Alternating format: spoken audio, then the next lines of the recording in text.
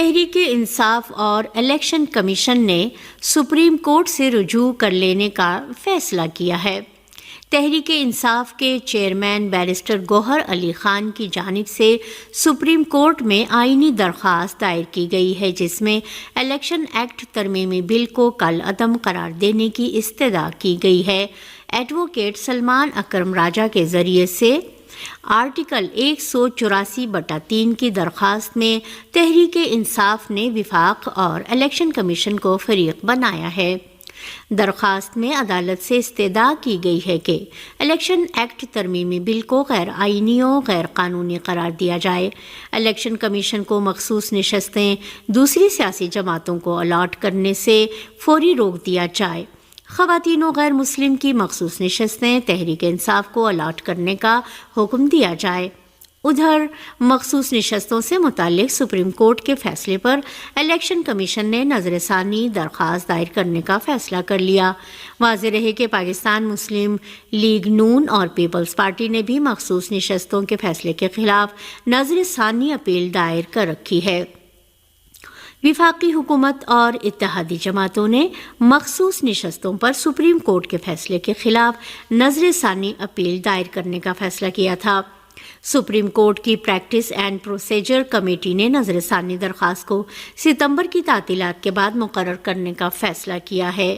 یاد رہے کہ سپریم کورٹ نے 12 جولائی کو پشاور ہائی کورٹ اور الیکشن کمیشن کا فیصلہ کالعدم قرار دیتے ہوئے مخصوص نشستیں PTI کو دینے کا حکم دیا تھا۔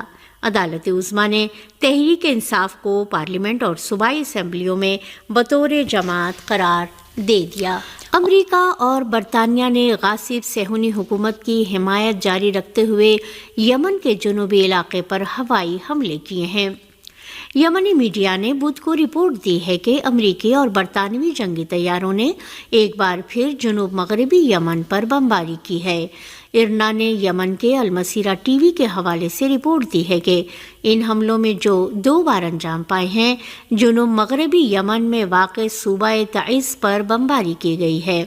یمن کے مختلف علاقے بالخصوص صوبہ الحدیدہ گزشتہ کئی مہینوں سے امریکہ و برطانیہ کے جارحانہ حملوں کے نشانے پر ہے۔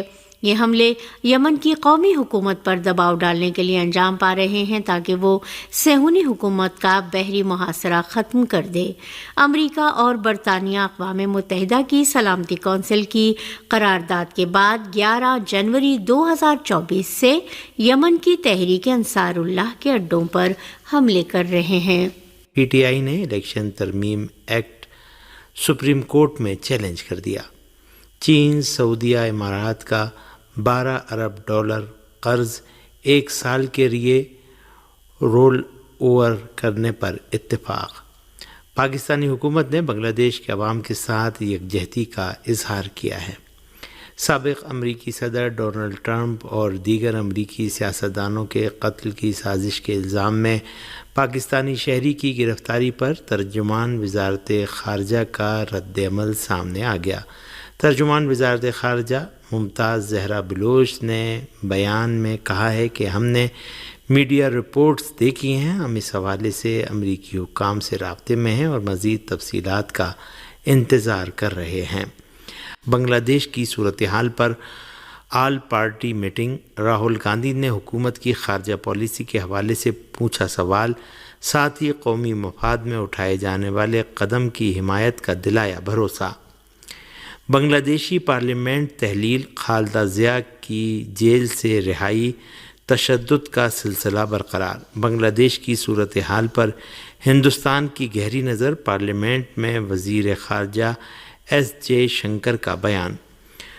مسلسل تیسرے دن شیئر بازار میں گراوٹ درج، بنگلہ دیش کے عوام جاگ چکے ہیں بھگونت مان۔ اویسی نے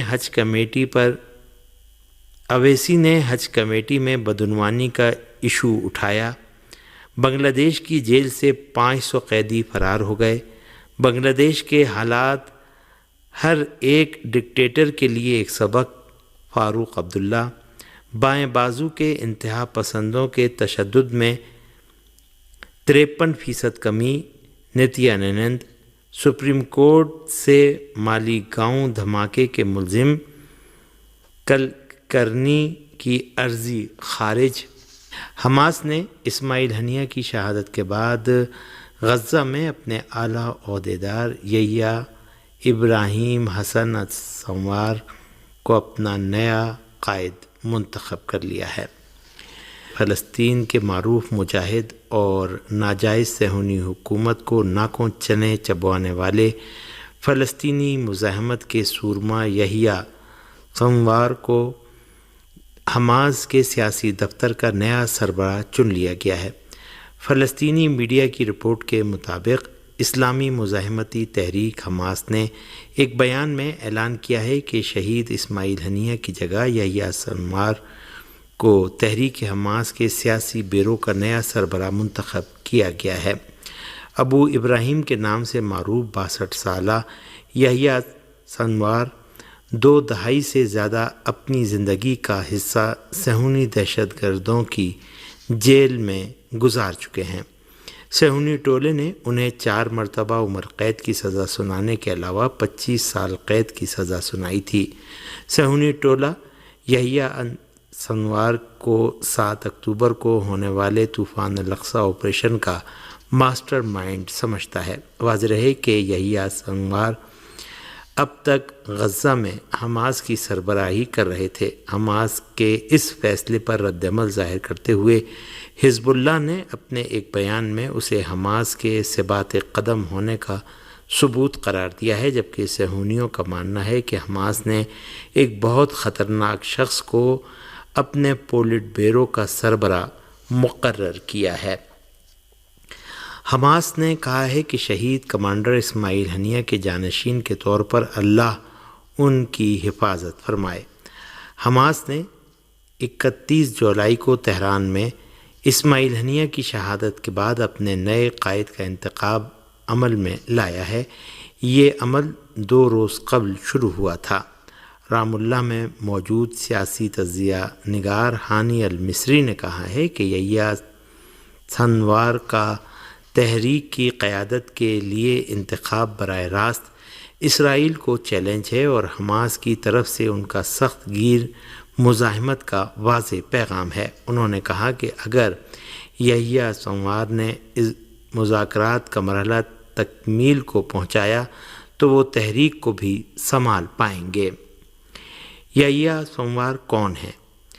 غزہ میں 2017 سے فلسطین کی مزاحمتی تنظیم حماس کے سربراہ کے طور پر فرائض انجام دینے والے 62 سالہ یحییٰ سنوار خان یونس میں غزہ سٹی کے جنوبی علاقے میں ایک مہاجر کیمپ میں پیدا ہوئے۔ یحییٰ سنوار کو جرأت مند اور اسرائیل کے سخت دشمن کے طور پر جانا جاتا ہے۔ حماس کے نئے سربراہ نے اپنی جوانی کا نصف سے زیادہ عرصہ اسرائیل کی جیلوں میں گزارا اور انہیں جنگی حربوں پر مہارت اور اسرائیل کی چالوں سے واقفیت کی بنا پر اسماعیل ہنیہ کی شہادت کے بعد سب سے مضبوط رہنما تصور کیا جاتا ہے۔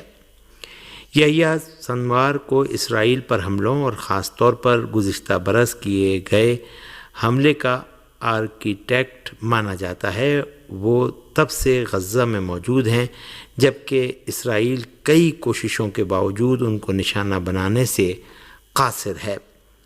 یروشلم سینٹر فار پبلک افیئرز نے فروری 2024 میں ایک مضمون میں لکھا ہے کہ یحییٰ سنوار حقیقی انداز میں شیخ احمد یاسین کے 2027 تک اسرائیل کے خاتمے کے ہدف پر متحرک انداز میں کام کر رہے ہیں۔ مذکورہ مضمون میں دعویٰ کیا گیا کہ یحییٰ سنوار نے حماس کی غزہ میں لیڈر کی حیثیت میں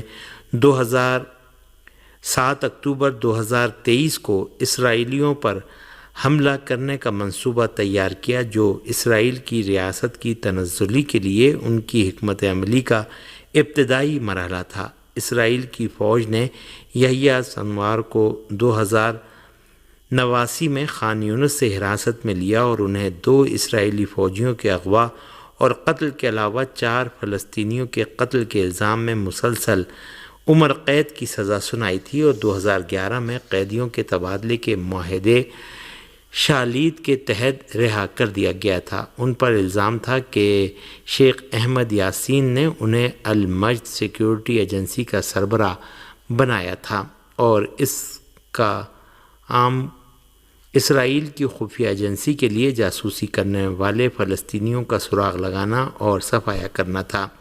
غیر ملکی خبر رساں ایجنسی کی رپورٹ کے مطابق اسرائیلی قید کے دوران یحییٰ سنوار نے 180 گھنٹے تفتیش کرنے والے شین بیٹ کے سابق عہدیدار مائیکل کوبی نے بتایا کہ انہوں نے کمانڈ کرنے کی اپنی صلاحیت کا واضح اظہار کیا ہے اور وہ حماس کے مضبوط لیڈر ثابت ہوں گے۔ اور سامنے